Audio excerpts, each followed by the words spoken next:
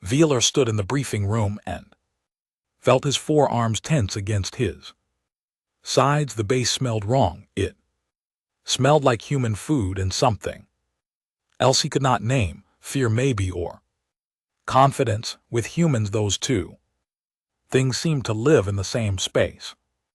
The door opened and 3 humans walked in. They wore the dark green uniforms of the Korean Defense Forces. The first one smiled at Wheeler and extended his hand. Wheeler had learned this gesture. He reached out one arm and shook it. "Commander Wheeler, I'm Captain Junho. This is Lieutenant Hyun and Sergeant Doyeon." Junho was average height for a human, with short black hair and calm eyes. Hyun was smaller, her hair pulled back tight, and she carried a heavy pack that looked too big for her frame. Doyeon was quiet, standing slightly behind the others, watching everything. "It is an honor," Wheeler said in his practiced human speech. His translator helped, but he tried to use their words. "I have read about human tactics. I look forward to learning." Han laughed. Actually laughed. "Learning? You're going to get more than that, Commander." They sat down around the holographic display. The mission brief appeared in blue light. A mining colony, 16 structures, enemy force estimated at 8,000 Vask warriors. The Vask were insectoid creatures, each one the size of a human, with razor-sharp limbs and acid spit. They moved in swarms and fought with simple but effective tactics. Wheeler calculated immediately. His people, the Kalarians, had been soldiers for 3,000 years. They had perfect battle computers in their minds. Numbers, terrain, weather, enemy strength, everything went into the calculation. This mission showed a 43% chance of success. The enemy has superior numbers, Wheeler said carefully. Our forces number only 1,000. The terrain favors defense, and they have had 3 weeks to fortify. I estimate we need another 2,000 soldiers before attempting this operation. Junho looked at the display and nodded. "Yeah, they've got good numbers, so we postpone?" Wheeler asked. "Postpone?" Hyun looked confused. "Why would we postpone?" Wheeler felt something cold move through his chest. The success probability is only 43%. Down spoke for the first time. His voice was soft but steady. "Commander, we don't fight when we have good odds. We fight when we need to fight. Those miners have been prisoners for 3 weeks. Every day we wait is another day they suffer, but the casualties," Velter started to say, "will be acceptable." Junho finished. He said it the way someone might say the weather was nice, casual, simple. "We fought worse odds. The Vask are predictable. They swarm, but they don't adapt quickly. We can use that." Wheeler watched as Junho began marking the hologram. Attack points, retreat routes, casualty collection zones. That last one disturbed Wheeler most. Humans planned or to gather their dead and wounded before the battle even started. "We drop in 30 hours, Junho said. "Commander Wheeler, your forces will secure the eastern perimeter here. Hold it no matter what comes. We need that exit route kept open." "And your forces?" Wheeler asked. Junho smiled. It was not a happy smile. "We're going straight through the middle, right into their main force." Wheeler's translator chip almost failed. That is where they are strongest."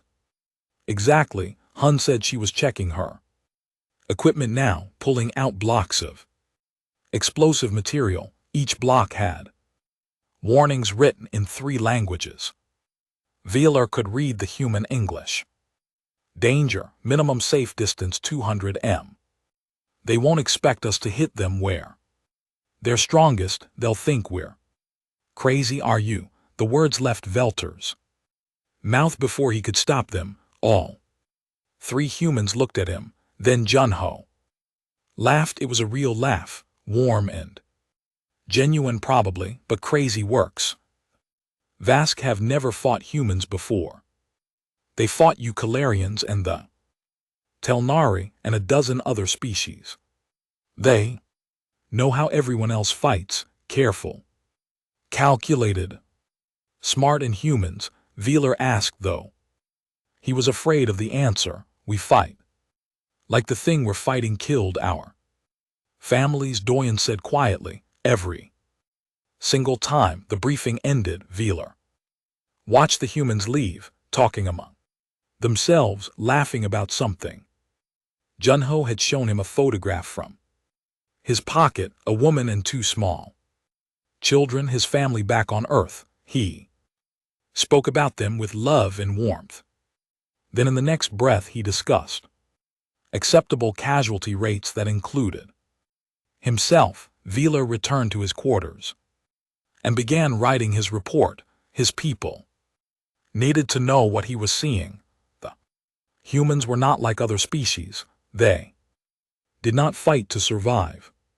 They fought to win, and they did not seem to care what it cost them. He watched through his window as the human soldiers prepared. They checked weapons, shared food, sang songs in their language. Haya was teaching a young private how to properly set explosive charges. She laughed as she did it, like she was teaching someone to cook a meal, not how to destroy a building. 30 hours. In 30 hours, Veeler would see humans in real combat. He had read the reports, but reports were just words. He needed to see it with his own eyes. He was not sure he was ready. The humans seemed so friendly, so warm, so alive, but there was something else underneath, something that made his survival instincts scream. Warnings his conscious mind did not want to hear. Junio had clapped him on the shoulder before leaving. Don't worry. Commander will keep you safe. Just stay behind us and watch. You'll understand everything soon enough. That was what frightened Veeler most. He would understand, and he had a feeling that understanding would chain him forever. The drop pods were small metal coffins that fell from the sky at speeds that made Veeler's stomach hurt. He sat in the carrion transport, a proper armored lander with shields and slow descent engines, safe, calculated, built to protect the soldiers inside. Through the viewport, he watched the human pods fall. They were smaller, faster, with minimal armor. They looked like bullets, more than transport vessels. Why do they not use proper landing craft? Veeler asked the pilot. The pilot, a Calarian veteran named Kess, made a clicking sound that meant disbelief. Humans say armor is weight, weight is slowness, speed is survival.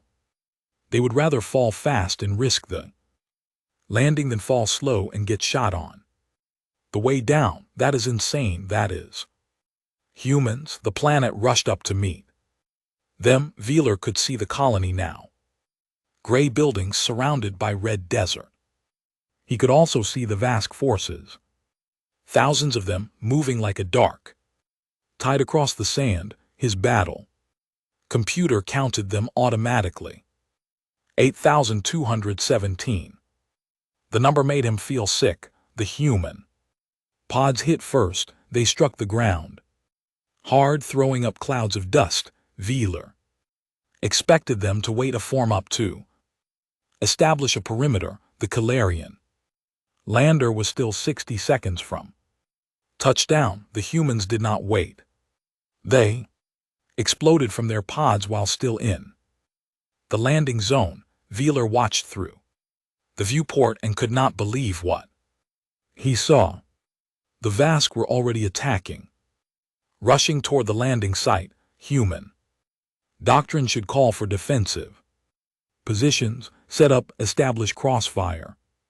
Call for support. Instead, Junho's voice came across the radio. All units push. Forward, hit them while they're moving. Toward us, they won't expect it. Humans charged. They ran straight at an enemy force 8 times their size while their boots were still smoking from the landing. The carrion lander touched down. Gently, Wheeler and his soldiers deployed. In proper formation, shield walls. Overlapping fields of fire, secure positions. By the time they were ready, the humans had already crossed 200 meters of open ground and were in close combat with the vast forward elements. Wheeler ran forward, staying low, his forearms carrying both his rifle and his command tablet. He needed to see this. He needed to understand. What he saw made no sense. Hayen was laughing. She was actually laughing as she threw explosive charges at Vask warriors. Each explosion sent alien bodies flying. She was surrounded, outnumbered, and she was laughing like this was the most fun she had ever had. Down was even worse. He was a medic, but he fought like a demon. Wheeler watched him shoot a Vask warrior with his rifle, then drop to his knees to treat a wounded human soldier, then shoot 2 more Vask without even looking up from his medical work. His hands never stopped moving. Heal, shoot, and he was smiling, a small, calm smile like he was doing paperwork. Commander Wheeler, Junho's voice came through the radio. Secure that eastern ridge. We need it clear in 15 minutes. Wheeler looked at the ridge. His computer calculated the enemy forces there. 400 Vask fortified positions, high ground advantage. Captain, that position will take at least 2 hours to secure safely. We don't have 2 hours, 15 minutes. The casualties will be acceptable. Move now, Commander. Wheeler moved. His Calarians advanced, carefully using cover, suppressing enemy fire. Good tactics, smart tactics. By the time they reached the ridge, the humans had already taken 3 other objectives that Wheeler had marked as impossible without heavy artillery. He watched a young human private, barely old enough to fight, sprint across open ground while carrying a wounded comrade. Bullets kicked up dust around him. He did not stop, did not even slow down. He just ran, screaming something in Korean, until he reached cover. Night fell. The Vask pulled back to regroup. The humans did not. They kept pushing, kept attacking, kept moving forward. Wheeler found Junho in a captured enemy bunker. The captain was eating from a ration pack and studying a map. He had blood on his uniform, but Wheeler could not tell if it was his or someone else's. We lost 43 soldiers today, Junho said without looking up. Wounded another 72. We took 5 major objectives and destroyed an estimated 2,000 enemy combatants. Wheeler sat down heavily. His people had lost 12 soldiers, 12, and he felt like he had failed them. The humans had lost 43, and Junho talked about it like he was reading a weather report. How do you do this? Wheeler asked. How do you keep fighting when the numbers are against you? Junho finally looked at him. His eyes were tired. Commander, my people come from a world where everything wanted to kill us. The animals, the weather, the diseases, each other. We survived because we did not stop. We never stop. If we stop, we die. So we keep moving forward. But your soldiers, they laugh, they smile. Are they not afraid? Down entered the bunker, his medical bag covered blood. He heard the question and Answered, we are terrified, Commander. Every moment of every battle, but fear is just information. It tells us we are alive. It does not tell us to stop. Hun came in last, covered in dust and carrying empty explosive crates. She was humming a song, actually humming while standing in a bunker surrounded by dead enemies. We took the southern complex, she reported. It was more heavily defended than we thought. Lost half my demo team. I am sorry, Veeler said automatically. Han looked at him with surprise. Sorry, Commander, we completed the mission. They died doing what we all signed up to do. Tomorrow I will grieve. Tonight I will make sure their deaths meant something by finishing this job. Veeler left the bunker and stood in the dark, looking up at the alien stars. His translator chip was having trouble. It kept trying to find words for what he was feeling: terror or horror. Respect, all of them at once. Behind him, he could hear the humans singing sad songs, slow and mournful. Doyen had explained that human soldiers sang songs about death and loss while going into battle. They sang about the terrible cost of war. While charging straight into it, Veeler finally found the word his translator was looking for, the word that described what he felt watching humans fight. Dread. The Vask came back with numbers that made Veeler's battle computer flash. Warning symbols: 20,000 warriors. They surrounded the mining facility completely. 20-1 odds. Every military doctrine Veeler knew said the same thing. Evacuate and orbital strike the position. He brought this to Junho on the morning of the second day. Captain, we must evacuate. Command can level this place. From orbit, we have achieved enough. Mission parameters did not include holding against these numbers. Junho was checking his rifle. He did not look up.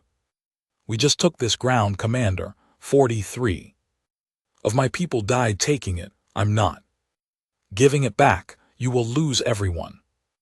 Maybe, but we will make them pay for every meter. Junho finally looked at him. Commander, I know your people do not think like us. You calculate, you withdraw when the math is bad. That is smart. That is good tactics.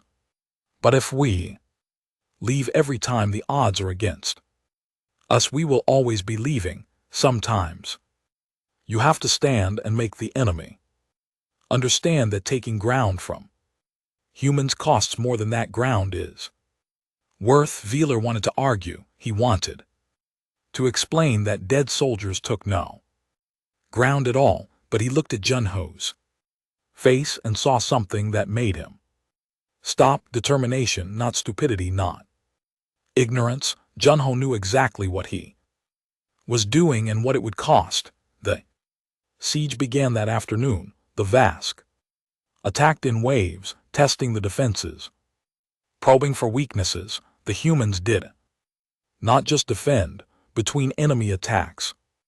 They sent out raiding parties. Small groups of soldiers would slip out, hit Vask supply lines and slip back before the enemy could respond. Hun had done something that made Veeler's blood run cold. She had wired the entire facility with explosives enough to destroy every building and everything in them. Why? Veeler asked her as she showed him the detonator. If they break through, if they are going to take this place anyway, we deny them the victory. We blow it all up with them inside. She said it simply, like explaining how to make tea. You would kill yourselves. We would take 4,000 or 5,000 of them with us. Good trade. Feller had no response to that. How do you argue with someone who has already decided their own death is an acceptable tactic? The humans had been awake for 63 hours straight. Veeler's people rotated sleep shifts as did every other species. Humans just kept going. They used chemical stimulants and something they called determination. Velter watched Doyen perform surgery on a wounded soldier during an artillery barrage. The ground was shaking, dust was falling from the ceiling. Doyen's hands never trembled. How long can you keep this up? Veeler asked him. As long as we need to, Doyen replied. He finished the surgery, checked his patient, then picked up his rifle and went back to the perimeter. On the third night, a young private named Minyu volunteered for a reconnaissance mission. He would go alone into enemy territory to gather intelligence on vast command structure, alone into an enemy force of 20,000. Alone. I will go with him, Veeler said. He did not know why he said it. His people did not volunteer for suicide missions. Minyu looked surprised but nodded. Thank you, Commander. Try to keep up. They went through the darkness like ghosts. Minyu moved in ways that seemed impossible. He was young, maybe 19 human years, but he moved like a predator. Veeler had 4 arms and millions of years of evolution as an ambush hunter. Minyu, with only 2 arms and a species that had only recently left their home planet, moved better. They found the Vasquez Command Center, a large structure in the center of their formation. Minyu took pictures with a small device, mapped their defenses, counted their reserves. A Vasque patrol almost found them. Minyu killed 3 of them with a knife. Without making a sound, his face showed no emotion. He just did what needed to be done. On the way back, Minyu was shot. A lucky shot from a Vasque sentry. The bullet went through his leg. Veeler moved to carry him, but Minyu pushed him away. Keep moving, I can make it. He did make it. He limped, bled, and made it back. He gave his intelligence to Junho, let Doyen treat his wound, then asked when the next mission would be. By dawn of the 4th day, the relief force arrived. They expected to find survivors holding desperately onto the facility. Instead, they found humans had broken the siege from the inside. During the night, while pretending to be surrounded, Junho had sent out his entire force in small teams. They had hit the Vasquez from every direction at once, destroyed their command structure with the intelligence Minyu had gathered, and shattered their formation. The Vasque retreated. 20,000 warriors running from 1,000 humans. Veeler sat in the command center and tried to write his report. His hands would not stop shaking. All 4 of them he had watched humans fight for 3 days and 3 nights without rest. He had watched them laugh at death, charge into fire, volunteer for missions that should not have survivors. Haya found him there. She sat down next to him. She was not laughing now. She looked tired, more tired than Veeler had ever seen anyone look. I lost my whole demo team except one, she said quietly. We have been together for 2 years. They were my friends. I am sorry, Veeler said. Me too. She was quiet for a moment. You want to know the worst part? I knew when Junho gave us the mission. I knew most of them would not make it. I knew, and I said yes anyway. Because the mission was necessary, because someone had to do it, because if I said no, someone else would have to say yes. How do you live with that? Han looked at him with eyes that had seen too much. We do not live with it, Commander. We carry it. Every soldier we lose, we carry them, their names, their faces, their families. We carry all of it, and then we keep fighting, because if we stop, if we break, then they died for nothing. She stood up and walked away. Veeler watched her go and understood something terrible. The humans were not fearless. They were not invincible. They were breaking piece by piece with every battle. But they kept fighting anyway because stopping was worse than breaking. That night Veeler dreamed of the young Private Minu limping through enemy territory with a bullet in his leg. Refusing help, refusing to stop, he woke up knowing he had witnessed something that would haunt him forever, not because it was evil, because it was necessary, and because he did not know if any other species could do what humans did and remain even partly human. When it was over, the vast fortress was a massive structure carved into a mountain. It housed 50,000 enemy warriors and their queens. Coalition Command had planned a 3-month siege. Starve them out, cut supply lines, make them surrender. Junho proposed a 2-week direct assault. Coalition Command approved it. Veeler requested an immediate transfer to another unit, any other unit. His request was denied. The humans wanted Calarian observers. They wanted witnesses to what they were about to do. Why? Veeler asked Admiral Park, a human commander who visited before the assault. Why do you need observers? Admiral Park was an older human, gray hair and scars on his face. Because after this, the rest of the coalition needs to understand what we are, not from rumors, not from reports, from witnesses who saw it and can tell the truth. What truth is that? That we are effective, that we win, and that we pay for every victory in blood. Park looked at him with eyes that had seen too many battles. Commander Velter, humans are terrifying in combat, but we are not monsters. We are people who have chosen to do monstrous things so others do not have to. Someone needs to remember that. Someone who is not human needs to see it and tell the story properly. The assault began at dawn. 20,000 human soldiers against a fortress designed to hold against a 100,000. The numbers were impossible. Veeler's battle computer refused to even calculate odds this bad. The first day, humans took 40% casualties. 4 out of every 10 soldiers were dead or wounded. Any other species would have stopped, would have pulled back, would have admitted defeat. The humans did not stop. They sang. Veeler heard them singing as they charged into the fortress. Guns, old songs, new songs, songs about death and glory and going home. They sang as they died. By the second day, Veeler stopped checking casualty numbers. The counts were too high. They made him sick.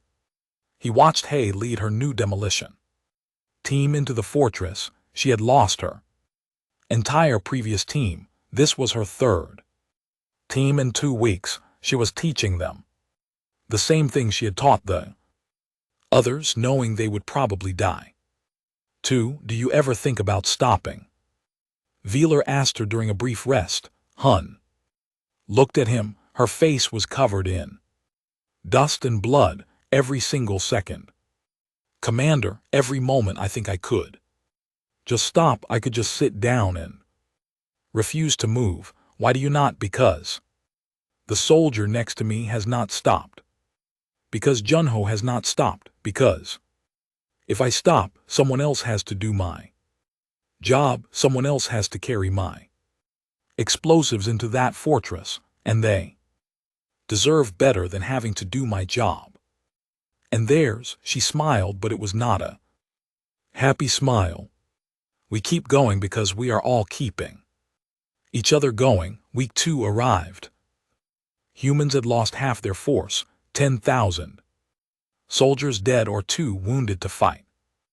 They had penetrated to the middle layer of the fortress, Wheeler fought alongside them now, not because he had orders, because he could not watch and do nothing. His Calarian soldiers followed his lead. They learned to fight like humans, not calculating odds, not retreating when the math was bad, just fighting until the enemy broke or they did. He watched Doyon that week.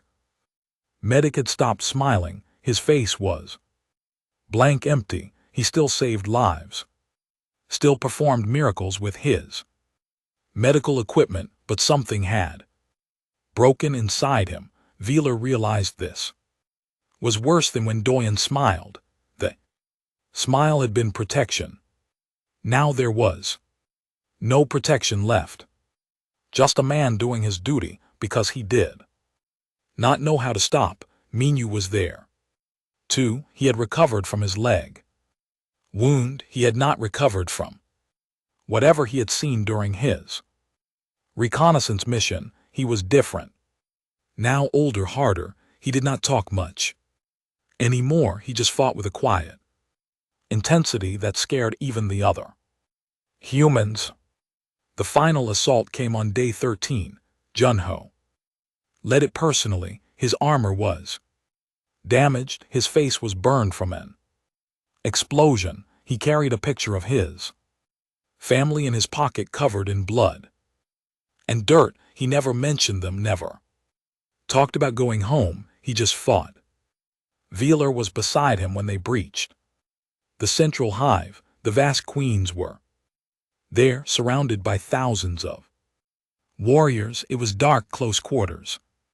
The fighting was hand-to-hand, brutal, terrible. A vast warrior tore into Junho's side.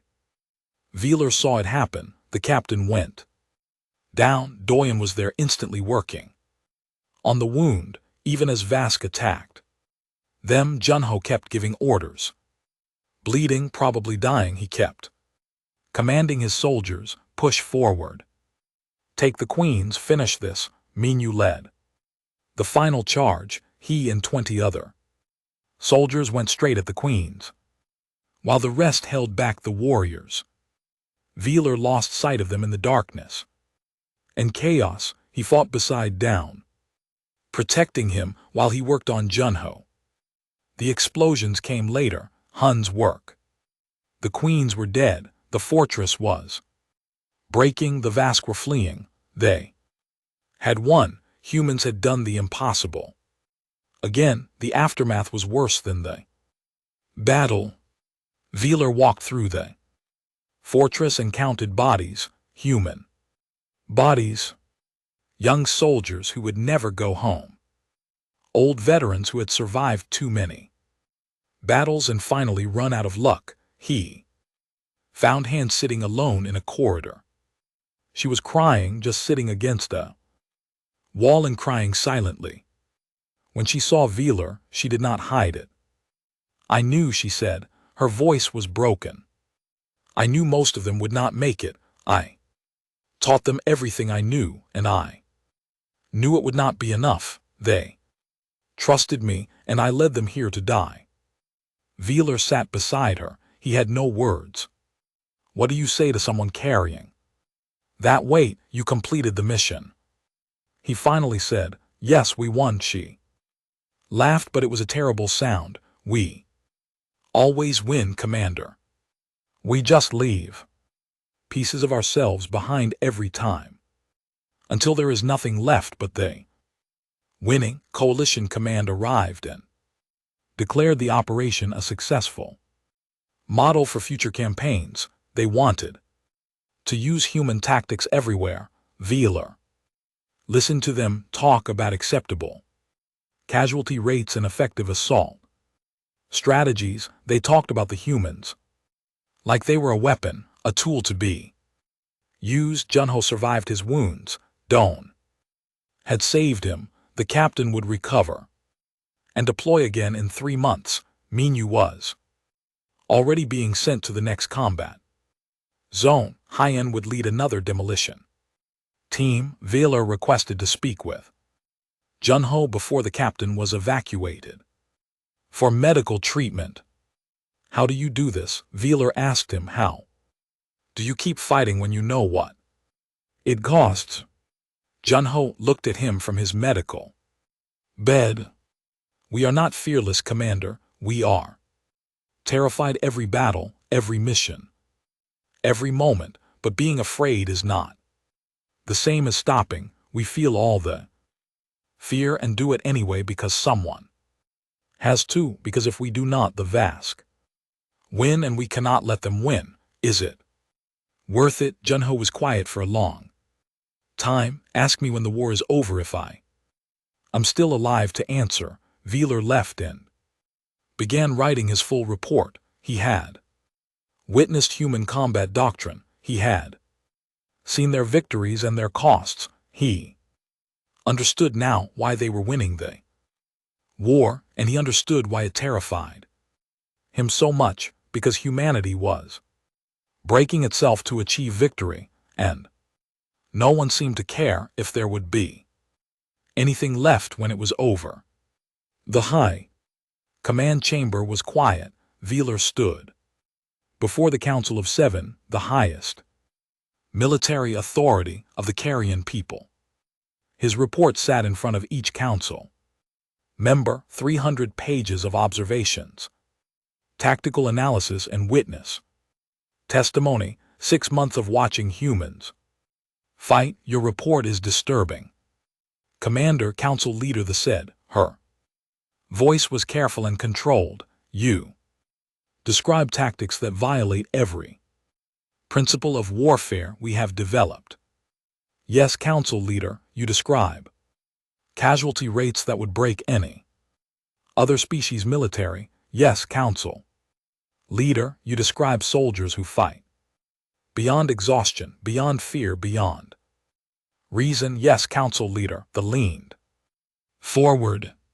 And you describe victories, impossible victories, battles won against odds no battle computer would even attempt to calculate. Veeler nodded. The humans are winning the war, Council leader. Not slowly, not carefully. They are winning decisively. Every battle I witnessed, they achieved objectives other species considered impossible. Another council member spoke. Could we adopt their methods? Could Calarian forces fight like humans fight? Veeler had known this question would come. He had spent 6 months thinking about the answer. No, council member, we could not explain. Humans are not effective because of their tactics. They are effective because of what they are. They evolved on a death world where everything tried to kill them. They survived by refusing to give up, by fighting when fighting was hopeless, by standing when standing meant death. You cannot teach that. You cannot train it. You either have millions of years of evolution teaching your species to never stop, or you do not. So we are inferior? Thais asked. There was no anger in her voice, only curiosity. No, council leader, we are different. We fight to survive, to protect our people, to preserve our civilization. These are good reasons, smart reasons. Humans fight to win, even if winning destroys them. That makes them effective. It does not make them right. The council was silent for a moment. Then they spoke again. What is your recommendation, Commander? That we continue our alliance with humanity, that we support them, that we learn from them what we can, but that we never try to become them. If Calarians fought like humans, we would simply be dead. We do not have what they have. And what do they have? Veeler thought about Junho carrying a picture of his family while planning operations that might kill him, about Hun teaching demolitions students she knew would die, about Down smiling through horror, about Minyu losing his youth in darkness and blood. They have the ability to pay any cost and keep going, to break themselves in Keep fighting with the pieces to look at impossible odds and decide those odds are wrong. He paused, and they have the tragedy of knowing what it costs them and doing it anyway. A message arrived. During the council session, it was marked urgent. The Reddit in her face changed. Commander Veeler, there has been an engagement in the Outer Rim. Human forces under attack. Significant casualties. She looked up at him. Lieutenant Hyun was killed in action. Private Minyu was severely wounded and has been retired from active service. Captain Junho and Sergeant Doyen are both redeployed to another combat zone. Veeler felt something break inside his chest. Hun was dead. Young Minyu, who had barely lived, was broken beyond repair, and Junho and Doyen were already back in combat, adding new scars to old ones. Council leader, I request permission to speak. Granted. The humans are winning the war. They are achieving victory after victory, but they are burning themselves out. Every battle costs them pieces of their humanity. If we do not end this war soon, there may be nothing left of the humans but weapons. They deserve better than that. Thus nodded slowly. What do you propose? That we commit more forces, that we take pressure off the human units, that we let other species share the cost, so humans do not have to carry it all alone. This will mean more Calarian casualties. Yes, council leader, but we can afford to lose soldiers and remain who we are. Humans cannot. They are losing themselves with every battle. If we truly are their allies, we must help them before they break completely. The council debated for hours. In the end, they agreed. More Killaran forces would deploy. Other species would be encouraged to do the same. The burden would be shared. Veeler returned to his quarters and found a message waiting. It was from Junho. Brief sent from whatever battlefield the captain was currently fighting on. Commander Velthar heard you briefed. High Command, thank you for trying to understand us. Most species just call us crazy and leave it at that. You actually tried to see why we fight the way we do. That means something. Stay safe. If you ever want to fight beside humans again, you will always be welcome, Captain.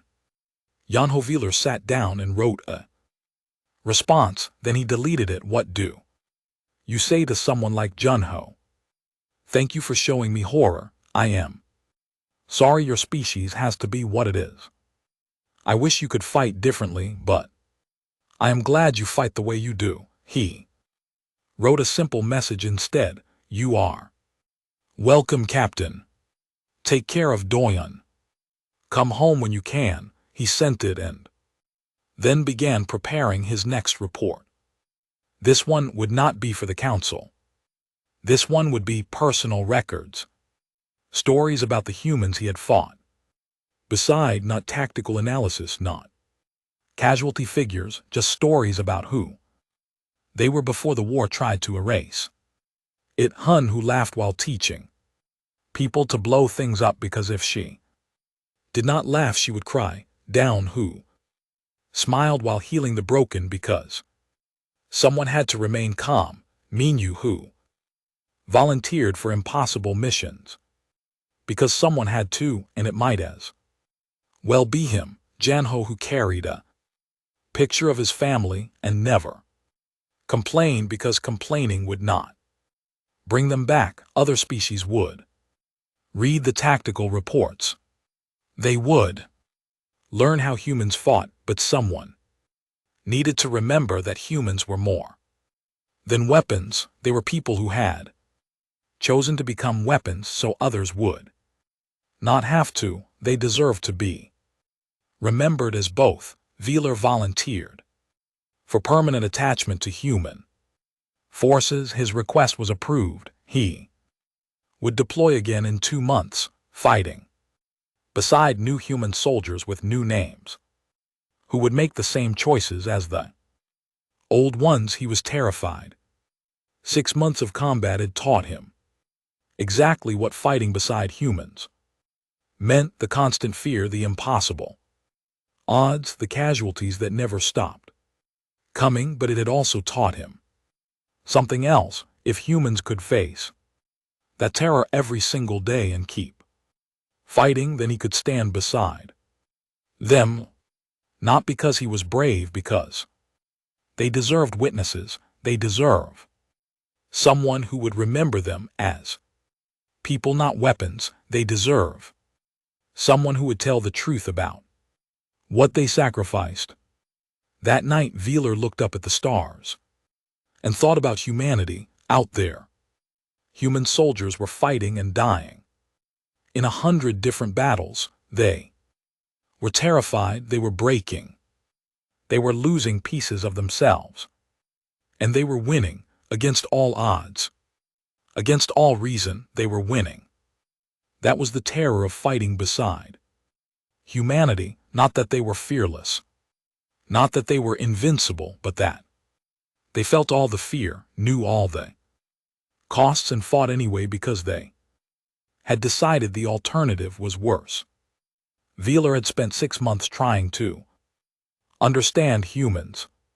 He finally did, and that understanding would haunt him for the rest of his life, because once you truly understood humans, you could never see war the same way again. You could never accept defeat. You could never stop fighting just because the odds were bad. Humans had taught him that, and he did not know if that was a gift or a curse. Perhaps it was both, just like humanity itself. He closed his eyes and tried to sleep. In 2 months he would deploy again. He would fight beside new humans who would show him the same terror and the same courage. He would watch them break and keep fighting. He would carry their stories. It was the least he could do. They carried the war. He could carry their memory.